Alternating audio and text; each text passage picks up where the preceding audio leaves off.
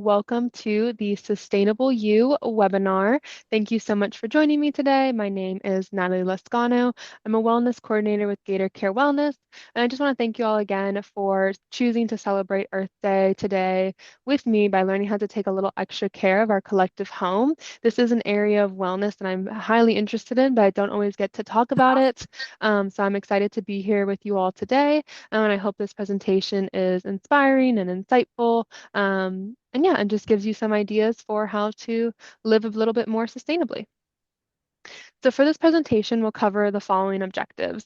We're going to discuss the impact of consumerism on the environment. We're going to introduce the concept of the ecological footprint. We're going to identify sustainable alternatives to consumerism, and we're going to describe the benefits of environmental wellness. All right. So I'd like to start by asking if you know what really goes into making your favorite pair of blue jeans. Initially, you might think of inputs such as cotton, dye, maybe even the metal that's used to make the buttons and the zipper. But is that really all that goes into making a pair of blue jeans? And what happens to them when you have used them up or they've shrunken or maybe they got a tear in them? You can be sure that the process of making jeans is a lot more involved than what might initially meet the eye. And just because you no longer see them after you drop them off at Goodwill does not mean that those blue jeans that you had loved and worn so much just disappeared out of existence. So along those lines, I'd like to introduce you to the story of Dang, stuff. Not only is this a quippy way of discussing the topic of the materials economy, it's also the name of a book and dang. documentary by Annie Leonard, both of which I highly recommend. And I also just want to remind everyone again to please keep your microphones muted as we're going through this. This webinar is being recorded. Yeah. All right, so going back to the story of stuff, it basically explores the life cycle of the goods that we, one second, Watch out for the tax strips. go They ahead. stop beating on them during your webinar. All right, sorry about that. I was just muting the people who aren't on mute. Please make sure to stay on mute throughout this presentation, please. All right, so going back to the story of stuff, this basically just explores the life cycle of the goods that we buy and use every day and highlights the large environmental and social costs of a consumption-driven culture. So we can see that life cycle on the screen now. And let's go through it thinking about that pair of blue jeans that I used as an example. So first we start with extraction. So the cotton used to make the denim has to be grown using water, fertilizer, pesticides, and soil, and the metal for the buttons and zipper had to be mined from the earth using explosives or huge machinery that also required a large input of resources. And then there's the production of the blue jeans. So once the raw materials are obtained, they need to be shipped to wherever they are going to be assembled, which also requires resources like oil. It needs ships to be sailed across the sea or flown. And then the cotton needs to be spun into fabric. It needs to be dyed, often with chemicals, some of which are not so good for us. And then it needs to be sewn into the jeans that we'll eventually wear in a factory that maybe doesn't pay its workers proper wages, or maybe it dumps the runoff from the chemical dyes into local rivers or water sources, which harms the communities around that factory. And then we have distribution. So once the jeans have been assembled, they once again have to be transported to a warehouse or even possibly onto a retail store from there. And the resources are not just involved in its physical transportation, but also in its packaging and its display. That also had to be created somehow. That also required resources to make that. And then there's the consumption. This is when you actually get the blue jeans. You buy them from your favorite store, and hopefully you're using them for several wears or even for several years. But others might buy them just to participate in a passing trend or to show them off in a social media haul. And then finally, there's disposal. And this is often the most overlooked aspect of a product's lifestyle. Maybe you've worn the jeans until they're threadbare or they no longer fit you. So you really have no more use for them. So you just try to dispose of them somehow. If you throw them away, they'll end up in a landfill where they'll either be incinerated, which will release toxic fumes into the air, or they'll sit under tons of trash for decades, never really decomposing or breaking down. You could donate them to a secondhand store, and that is a good option, but only about 10 to 30% of donated items at these stores are actually sold. So your favorite pair of blue jeans might just end up in the trash anyways, which would be really unfortunate. And so this basic system that we just walked through is true for just about any product or even any piece of food that you buy. And so when we follow this linear economy, like the one I just described, we are basically extracting materials and nutrients from the earth that can never be returned for what ultimately amounts to just momentary gain. We may also be unknowingly supporting the ill treatment of the hundreds of people and communities that were involved in creating the products that we eventually buy and use. And on the other hand, a more circular economy prioritizes sustainability or meeting our own needs now without limiting the ability of future generations to meet their needs as well. And we'll talk a little bit more about how we can maybe contribute to a circular economy or just reduce our impact on the planet as well. So this current level of consumption that we are at is unsustainable to say the least. We live in a hyper-consumer culture that thrives on the dopamine rush that we receive from buying something online and getting it delivered to our doorstep the very next day. And this is amounting to a huge toll on our planet, leading to climate change and burying communities in trash. You may have seen pictures of the Great Pacific Garbage Patch, or what some people have dubbed the trash island that is currently floating around in the middle of the ocean. It's just all this trash that has been put into the ocean and it has just kind of accumulated in the Pacific. You might have seen that on your social media feed, but did you know that the United States also exported over 1 million tons of trash to Southeast Asian countries just in 2018 alone and continues to do so? So think about that. We are creating so much trash that we can't even contain it within our own borders. We're literally having to export it to other people. So that's why it's vital that we reevaluate how we are living and consuming to be um, to take control of this trash problem and be a little bit gentler on our home. And so before we continue, I just want to be clear that I am not placing blame for climate change or our trash problem on any individual or community. No one here created the system that we live in now, and that is what it is. It's a system of political, economic, and cultural influences that either encourage or discourages us to act in certain ways. And sometimes it even prevents us from acting in a more sustainable or eco-friendly way entirely, and that's definitely not our fault. With that being said, I am a big believer that every time we choose to act a little bit better when we can, we're sending a bigger message about how we want the world to look. When we refuse to take part in the latest trend or we spend our weekends volunteering instead of shopping, we are voting with our dollars for a bit of a better world. So moving on, I'd like to introduce you to the concept of ecological footprints, and you've likely heard of this before, but basically our ecological footprint measures the amount of natural resources that we use to support our lifestyle. It shows how much land and water is needed to produce the resources that we use and to also to absorb our waste. Again, we can't forget about that disposal part of the materials economy. So basically, if our footprint is larger than the Earth can regenerate, we're basically overspending our planet's resources, and that's not sustainable because that's limiting future generations from being able to meet their needs. Now, the size of your ecological footprint includes your food choices, whether you eat meat or plant-based, if you try to eat more local foods rather than imported foods, your housing choices, the size of your house, its energy use, whether it's insulated or not, your transportation, whether you use a car, public transit, how often you maybe use a bike or you fly. Um, 1 second. Right. And then also your energy use, how much energy you use to heat your home, whether you use renewable resources or not. Also your waste production. So how much trash you produce, your heating, um, or recycling and composting if you're able to.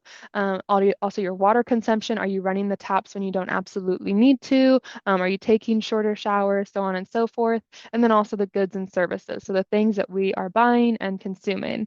And there are actually some online calculators that you can use if you're really interested in calculating your ecological footprint and seeing what that might be. You just have to answer basically a few questions about your lifestyle, where you live, so on and so forth. And so one ecological footprint calculator that I recommend is the one by Global Footprint Network, which should be the first one that pops up on Google when you just type in ecological footprint calculator. All right. So I'll assume that since you are here with me today, you care about the impact that you have on the planet. You care about the size of your ecological footprint, and you'd like to take some steps in the right direction to reduce that footprint. So the next segment of this presentation will be all about what you can do to live a bit more sustainably. So we'll cover retracing your steps, the 4 R's of sustainability, thinking secondhand first, spending your green where it's seen, swapping it, fixing it, and sharing it, scheduling meatless Mondays, and trading stuff for stories. So starting off, the first thing you want to do is to retrace your steps. Figure out which parts of your routine you can do a little bit differently to help the planet. And this doesn't need to be a huge overnight change. You don't need to change your lifestyle in one go. And you certainly shouldn't throw away something that you have now to buy what you might think is a more sustainable or eco-friendly option. The most sustainable option is just to use what you already have. But there are small changes that you can make gradually over time to reduce that footprint. So you can start by doing a trash audit, look at what you're throwing away, and analyze if there's anything that you can maybe reuse continuously in place of whatever you're throwing away, items that maybe you can cut down on buying. Maybe you have a lot of food waste. Maybe you're able to start composting or just cutting back on that. Maybe you can just stop buying food that maybe comes in wasteful packaging. Maybe you're able to buy it without any packaging whatsoever, so on and so forth. Just kind of analyze where you're currently at. And then once you've done that trash audit, there are some small changes that you can make just on the day-to-day basis to live just a bit more of an eco-friendly lifestyle. So that includes swapping single-use items for reusable. So maybe instead of using like plastic utensils when you're out having your lunch every day at work, maybe you can just bring some utensils from home. I bought myself a set of like portable utensils that are really, really thin and fit in my lunchbox really nice. So that's something that you can do, or just use the utensils you already have at home, wrap them up in a paper towel, bring them to work, so on and so forth. You also want to make sure you're running full loads of laundry or dishes so that you're using your appliances most efficiently. Your washer and dishwasher actually use the most energy in heating up the water, so the fewer hot loads you have to do, the better. And then also just taking shorter showers and turning off the taps when they're not absolutely needed. And of course, unplugging devices or turning off lights when not in use, just like your dad or your mom used to tell you to do when you lived at home. And then, although these actions might seem small, their impact does add up over time. They also will kind of start to save you money over time as well. It just also helps you to become a little bit more conscious of your everyday activities if you're looking for those little things every day that you can do a little bit more eco-friendly. All right, so you might be familiar with the 3 R's of sustainability that you learned in school, which were reduce, reuse, and recycle. But I'd like to encourage you to also add in a fourth one, which is refuse. And although this one is kind of similar to reduce, refuse refers more to just saying no to unnecessary items that you don't have a use for, or you don't have a place for, or that you were doing just fine before. I don't know if you all are on social media, but often when I am on Instagram or whatever it might be, some influencer or some ad will pop up with some product that I should buy that is supposedly a solution to some problem that I didn't have. But just because that ad tells me that I had that problem, I start to think like, oh, this would actually be useful, even though I was getting by just fine without it before. So that's kind of like the type of stuff that I'm referring to here. It's like the tchotchke-like items that you might get from an event, or the trends or ads that pop up on social media that maybe you kind of get sucked into. Just refusing to consume at all is a very sustainable option. And you can also make this a little bit easier on yourself by unsubscribing from marketing emails and unfollowing any brands you might follow on social media to help ease temptations to buy items that, again, you were doing just fine without. And I don't want to say that you should never buy anything that you enjoy ever again. I don't want it to be confused with that. I, for example, love my Legos. Other people might find Legos wasteful or have no use for them, but I find them very enjoyable. They're kind of like a puzzle to me. They're just kind of a hobby that I have. I don't buy them too often, but when I do buy them, since I feel that since I'm getting the use out of them, not just when I'm building them, but later on, because I take a lot of time to kind of, set them up really nice, display them, so on and so forth, that's still something I enjoy. So maybe it would be wasteful or unnecessary for you, but that's kind of what works for me or what I enjoy. So don't feel like you can't enjoy things anymore and you can't ever buy anything that you might get use out of. That's kind of not what I'm referring to here with refuse. It's just the things that are unnecessary that you don't really need and you're not going to use for a long time and kind of get the use out of and get the money's worth. But moving on from that, you obviously can't live without buying absolutely nothing. And so that's kind of where reduce comes in. This is basically just the concept of cutting back on what you do buy by just being a little bit more mindful of your purchases. And the best example to use here is food. And so when it comes to food waste, food that we throw away and then ends up in landfills is actually unable to properly decompose because it's not exposed to oxygen because it kind of just gets buried down beneath everything else. So this results in the food giving off harmful methane gas as it just rots in the landfill, which is a greenhouse gas. But you can reduce the amount of food that you throw away by properly planning your meals, buying ingredients for several meals instead of just one, making sure that you're properly storing your produce and getting through it quickly, maybe keeping it front and center in your fridge because if it's out of sight, it's out of mind. So just making it really easy for you to access that and cut that back on your food waste in that way. And moving on to reuse, you can extend the life of products that you buy by using them in new ways instead of tossing them. So one of my favorite examples for this is cutting up old t-shirts that maybe don't fit you anymore, or maybe have gone in stains, something like that. And so you can use them when you're cleaning your house instead of just trying to donate them. And then, of course, recycling. So properly sorting and disposing of recyclable materials so that they can be transformed into new products. You can always check with your local waste management and recycling department to see what requirements they have for taking recyclable materials. Oftentimes, um, when you have like your recycling bin, it maybe like has an image on it of what you're supposed to be putting in it. Basically, anything that's larger than a credit card is able to be recycled at the very least.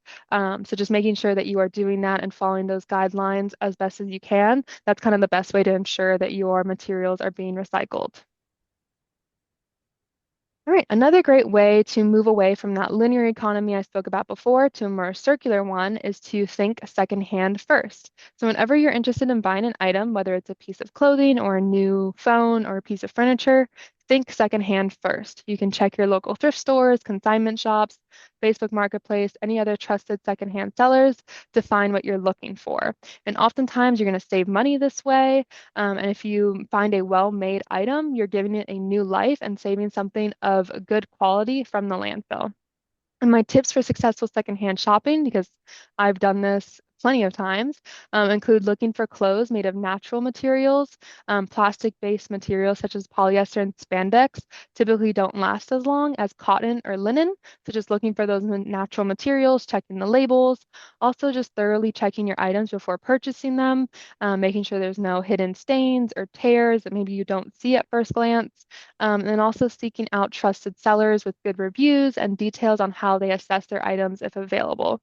One example I'll share with you is electronics. It's great to buy electronics secondhand because e-waste can be especially harmful if it gets to the landfill because it will leach out toxic chemicals from the materials that are used to make our computers and electronics and so on. So either whenever you have to dispose of an electronic, either giving it to a secondhand seller, donating it, so on and so forth. But anyway, one great place to buy secondhand refurbished electronics is a website called Back Market, not Black Market, Back Market, which is a really cool place. They have a really good process for how they refurbish materials. They're very open and have a lot of information on how they assess their electronics and make sure that they're good to be resold and that they'll actually work for you when you get them. So I highly recommend that if you are ever interested in buying something like that. All right. So of course I know it's not always possible to buy secondhand, and that also wouldn't be practical for certain items, like hygiene products or cleaning sprays, household goods, that type of stuff.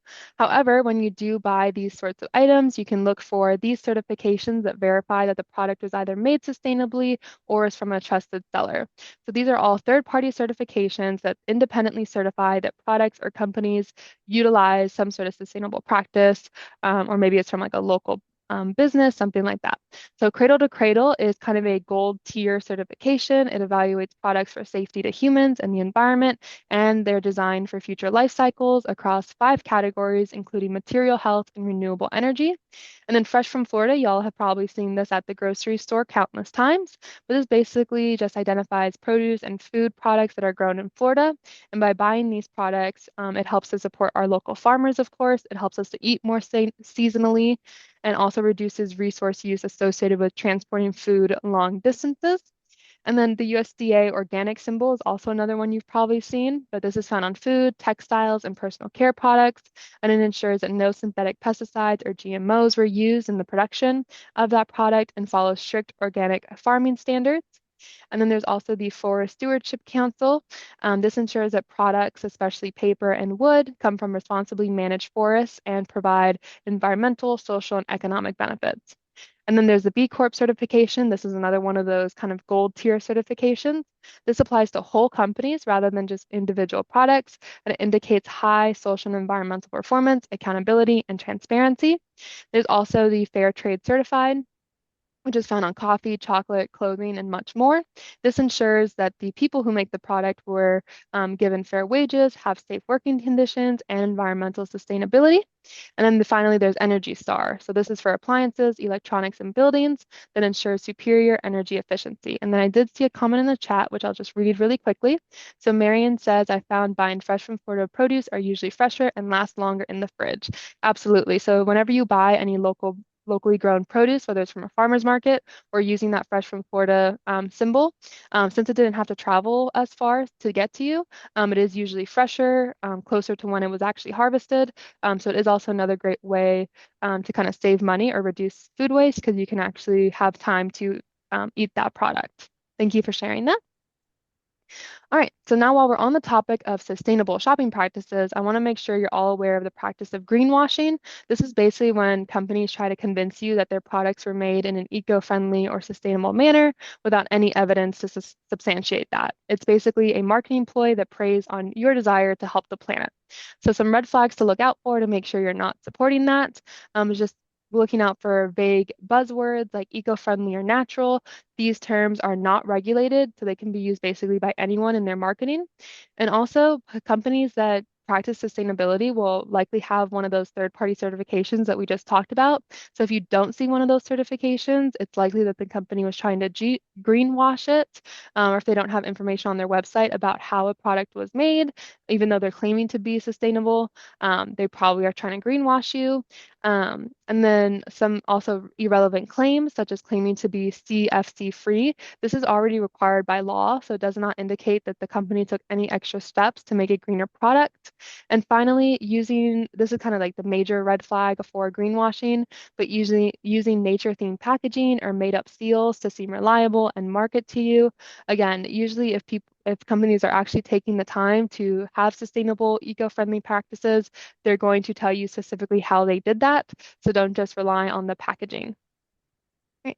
So back to our sustainable living practices, when you're looking to shop, you can also try supporting locally owned businesses in order to keep money within your neighborhood, which creates jobs, supports your neighbors, and builds a more resilient community. This is also an aspect of sustainability that doesn't get talked about enough. And it's even better if you're able to pay in cash, as this saves small businesses from paying credit card fees, which keeps even more money in their pockets and therefore in your community.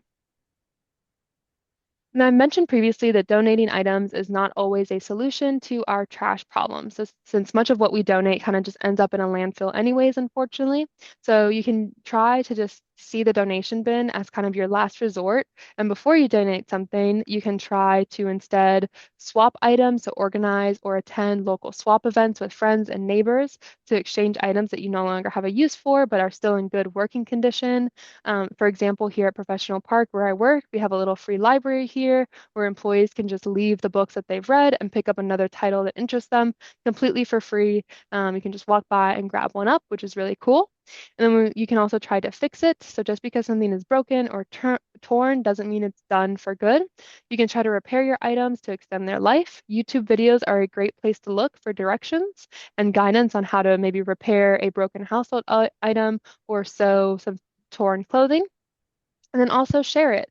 Ask neighbors, friends, or local charities if they have a specific need for any of the items you are looking to give away. A lot of times, charities have very specific things that they're looking for to be donated. So ask around. And then also posting on Facebook Marketplace or joining your neighborhood's Buy Nothing group on Facebook. This is basically an online forum for people to share items that they're giving away with people who may need them. All of these are great options before you have to give something to a donation bin. Constance says curb alerts are great. So yeah, that's another great place to look. All right. And then moving on, we have scheduling meatless Mondays. So the production of the food we eat also contributes again to that linear economy that we spoke about. And in fact, animal farming is one of the most resource intensive industries in the world. So just choosing to not eat meat one day or even one meal out of the week can save 133 gallons of water and reduce your carbon footprint, which is the amount of carbon dioxide which is produced from the production of food and products, by 8 pounds. And you can still hit your protein goals. I know that's a big thing that people care about, and you should. Proper nutrition is important, but you can still reach those protein goals by eating more plant-based complete proteins, such as quinoa, tofu, and tempeh, and a mixture of other plant-based proteins.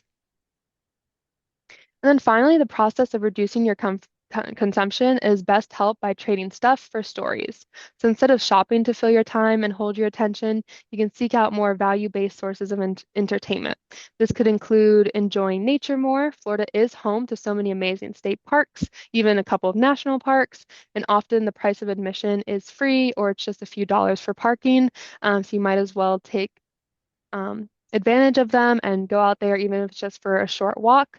That's a great way to support our local community, our local natural community, and also reconnecting with old hobbies. And if your hobbies require you to buy something, such as arts and crafts, for example, you can maybe look for materials at secondhand stores or ask around with friends. You can also attend local events. Our parks and recreation departments are amazing, and they often host free shows or events that you can enjoy without even traveling very far or paying very much money if you have to pay for them at all. You can also host a game night or a potluck with loved ones, so something you can do with your friends and your family that kind of brings you around a shared interest and doesn't require anyone to spend that much money. And you can also start a garden at home, even if you're living in an apartment. You can do it with just a couple of small pots and herbs. Maybe you just want to take care of more plants. This has actually been shown to be especially beneficial for our stress levels and our overall mental health, taking care of plants. So I highly recommend that. And then finally, giving back to your community through volunteering with a charity or an organization that speaks to your values and your priorities. You can look on Volunteer Match, which is a website. You should find it if you just Google Volunteer Match. It should be the first thing to pop up. And it basically just brings together all of the volunteering opportunities that are available in your neighborhood. So that's a great place to look if you want to give back to your community in that way. And then also, sustainable living doesn't just help the environment, it also helps you. When you practice sustainable living, you may experience improved physical and mental health because you're getting outside more, being more active, and eating less processed foods. You may also sleep better, as 30 minutes of outdoor time a day is associated with increases in melatonin, which is a sleepy time hormone, which is even more reason to enjoy your local parks or have a lunch outside. You also have less physical and therefore mental clutter since you're not filling your home with unnecessary impulse purchases.